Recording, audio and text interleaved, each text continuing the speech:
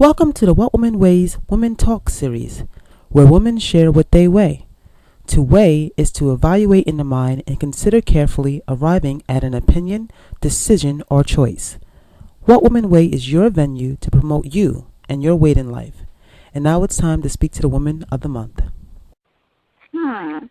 Well, I am Chinese American, and being Chinese American is a big part of my identity.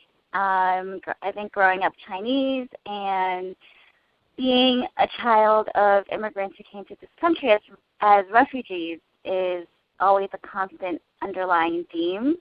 Whether I'm aware of it or not, it's an underlying theme for how I communicate, how I respond to challenges, and how I achieve balance in my life. So definitely I would say being Chinese American is a big part of who I am.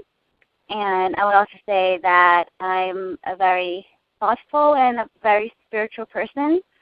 Even though I don't subscribe to any religion, I'm an atheist, but I'm also someone who is very introspective, and I also strive to be connected to the world in meaningful ways. I guess my culture and my background and the way I grew up influence a lot of how I respond to the world and how I identify with the world. I mean, there's a lot of things I need to balance between being Chinese and meeting my parents' expectations of me being Chinese, but also being functional in living in the U.S. and growing up in the U.S. and working professionally in the U.S., where sometimes it doesn't contradict how I was raised, but there are a lot of influences that just influences my decisions and how I respond to life. It's not like I begin my day and I say to myself, I'm Chinese or I'm Chinese American. I don't wake up like stating that in my daily existence, but I just know it's a big part of me, and I feel like I'm always kind of balancing the two worlds. I mean, sometimes I'm at work and my mom calls me, and all of a sudden I'm like stuck into being Chinese because I'm talking to her only in Cantonese, and then all around me is where I'm in an American workplace, and I'm trying to explain to her certain things in Chinese, and it's like there's so many things that I talk to her about that she could not relate to in my daily life. So it's interesting when I talk to her, because it's like I'm sucked into her world, but yet I'm still living in mine. It's just something that it's not like a negative or positive. It's just something that influences me. Well, I think it was on the path of doing international development work before I even knew that there was such a field. I always knew that I wanted to do something meaningful in my life. And for me, that meant helping others reach potential, helping people build their human capacity through education, and contributing to building a safer environment for people to live in. And that, I think, in a very, very simplistic way, is what international development is about. And I've been doing nonprofit work ever since I graduated Brown. And specifically, I've been in the international development field for, I guess, over 6 years now. And my master's was also in international development, but specifically focused on education. So currently, I'm working at the International City Management Association. For short, it's ICMA. And I'm the program manager for the Latin American program. Most of our programs in Latin America focus on violence prevention. And the work could be really challenging. It could be really, really frustrating, because sometimes you don't really see that longer goal being achieved. But then I go in it with the understanding that change takes a really long time, but change does eventually happen when you provide the right training and the right education for people to make informed decisions.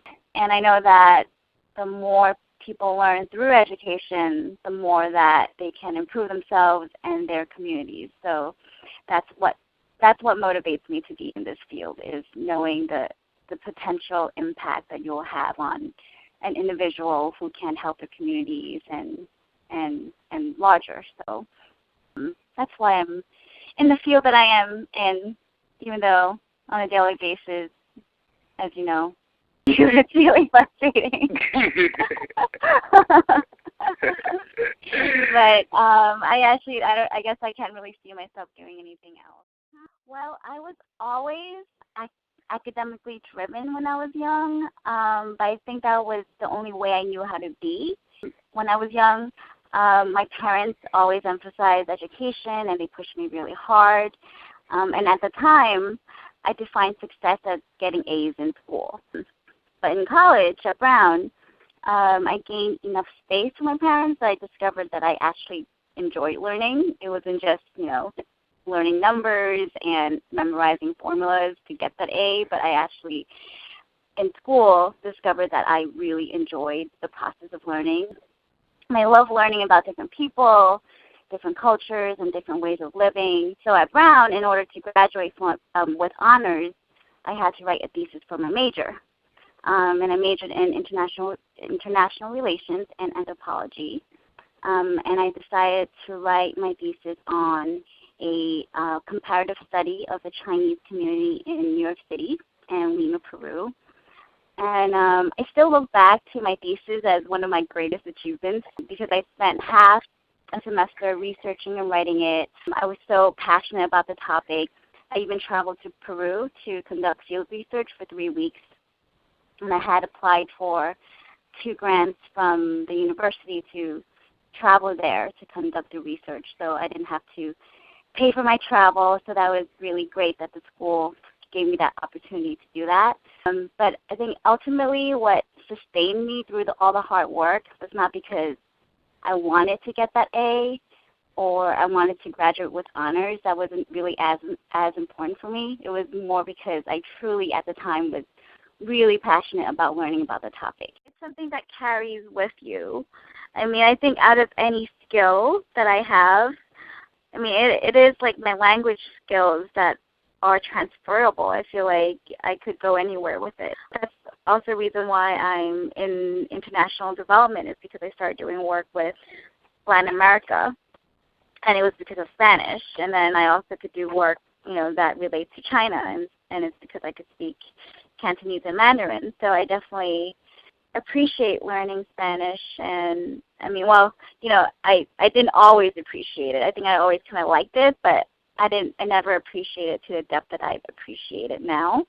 But I was definitely very lucky that I had the opportunity to learn it. I definitely believe that learning a foreign language changes lives. And I'm lucky that I grew up speaking Cantonese, and then I learned Mandarin when I was very young. But I still remember the first time that I started learning Spanish in elementary school, and I mean, you were there with me. So do you remember Mrs. Shan? Of course. So Mrs. Shan, I mean, I thought she was just so fabulous. I thought she was gorgeous with her like bright neon makeup on her face and her red lipstick. I mean, she looked out of this world. I mean, you don't see people like that walking around in Chinatown.